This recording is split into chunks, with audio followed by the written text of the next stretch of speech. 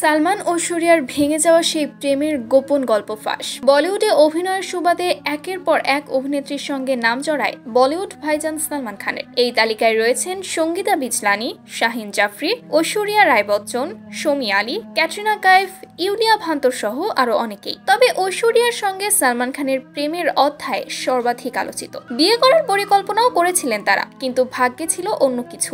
ঐশ্বরিয়া 7 পাকে বাধা পড়লেন অভিষেক বচ্চনের সঙ্গে। সালমান ঐশ্বরিয়ার প্রেমের শুরুটা ঠিক কেমন ছিল, কিভাবে বিশ্ব সুন্দরী সালমানের মনে জায়গা করে নিয়েছিলেন, এক সাক্ষাৎকারে জানিয়েছেন শমী আলী। এই অভিনেত্রী বলেন, হাম দিল দে চুকে সানামের শুটিং চলছিল। ঠিক সেই সময় আমি সালমানকে একাধিকবার ফোন করি, কিন্তু সালমান একবারও আমার ফোন ধরেনি। কিছুটা মন খারাপের সুরে শমী বলেন, অনেকক্ষণ চেষ্টা করার পরে আমি সঞ্জয় লীলা বানসালীকে ফোন করি। তিনি তখন আমায় বলেন, এই মুহূর্তে সালমান ব্যস্ত আছে, কথা বলতে পারবে না, শুটিং চলছে।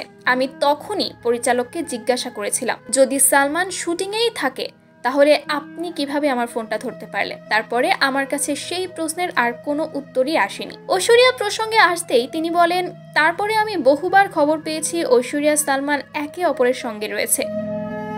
এমনকি সালমানের জিমেও আসতো ঐশ্বরিয়া, সেখানে বহুক্ষণ থাকতো সে, একসঙ্গেই ব্যায়াম করতো তারা। এভাবেই হয়তো তাদের মধ্যে প্রেমটা শুরু হয়েছিল। 2002 সালে বিচ্ছেদ হয় সালমান এবং ঐশ্বরিয়ার।